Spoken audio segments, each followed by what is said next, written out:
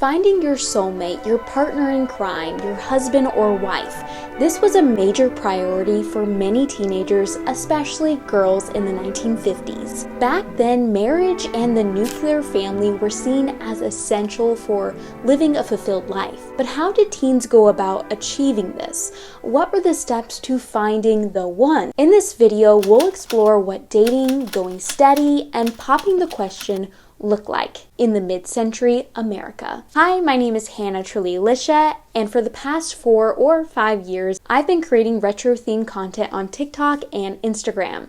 This year, I'm making the exciting transition to YouTube. If you'd like to support my channel and help me spread knowledge of what I call vintage history, please take a moment to subscribe, comment, and like. You can find all of my other platforms linked below, along with the sources for this video. Now, you might think that dating and going steady are just two ways of saying the same thing, and even Oxford Languages defines them similarly. But in the mid-century, they were actually quite different. In 1955, sociologist Robert D. Herman conducted a study with 193 graduates to better understand dating and going steady culture. His conclusion? They were not the same. Dating was typically a precursor to going steady. You could date multiple people at once, what was known as playing the field. But going steady meant making a commitment to that person.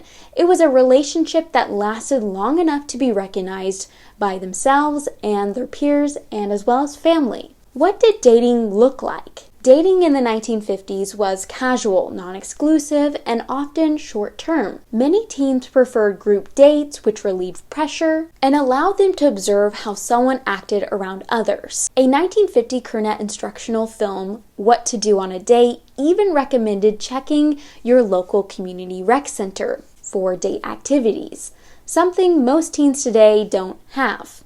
In fact, third places spots like diners, dance halls, bowling alleys, and rec centers were crucial for socializing. Today, these have largely been replaced by our phones, whether we want to admit it or not. Common date activities included going dancing, hiking, riding bikes, attending sporting events, swimming, ice skating, or simply eating at a diner. When I was a teenager, I did experience a few of these, but they were more of a one-time novelty rather than the norm, unlike in the 50s. Traditionally, the boy would call the girl, ask her out, and pick her up. Plans were usually discussed in advance so the girl would know what to wear. I wanted to catch you before you left school. What for? Well, would you like to go to the class play a week from Saturday night? I know it's a little late. That's the way. A date proposal should be specific. Not one of those you busy Saturday things. That's a part of date etiquette, and a girl likes it. But for cases like my own grandparents, blind dates were growing in popularity, especially for shy teens that need just a little bit of a nudge. What did they wear? Attire depended on age, style, and occasion. If you were younger, a nice day dress was perfect for formal events. But for outdoor activities, Bermuda shorts, capris, or dungarees were acceptable. Older girls often wore either a wiggle dress or a full skirted dress. If you're curious about what teenagers wore during this time, check out my video linked in the description below. Dating etiquette and rules were widely followed at the time, according to a 1950s magazine, that is. Before taking his date out, he would meet her parents and ask what time she would be home to avoid being late. The man would order for his date, not by choosing her meal, but by relaying her choice to the waiter. He was also expected to pick up the bill. One of the strangest rules, though, was that certain foods were considered off limits for girls, including fruit, cheese, and celery.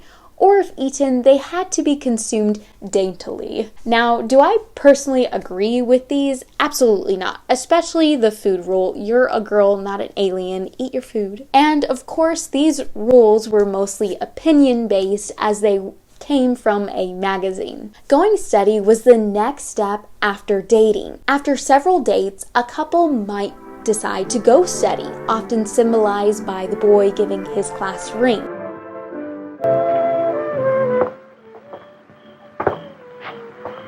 Oh, Jeff, Isn't it a wonderful night?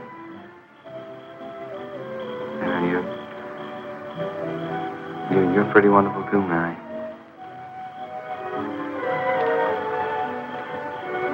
You know, we've been going for quite a while now, haven't we?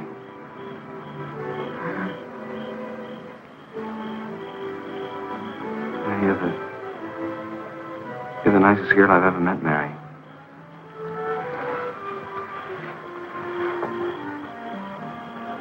Mary,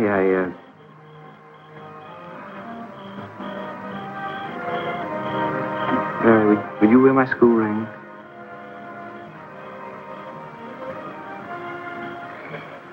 Yes, Jeff.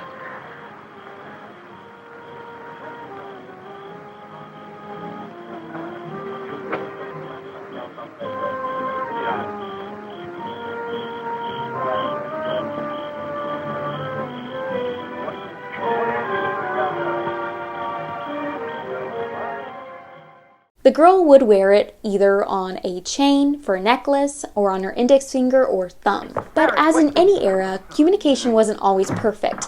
Before social media, it was harder to tell if someone was taken, so accessories became an alternative way to display relationship status. Sword pins, for example, originated from a Girl Scout group in San Diego. In the beginning, these pins were just decorative, something the troop sold to raise money, but over time they became a subtle way to indicate if someone was single or taken.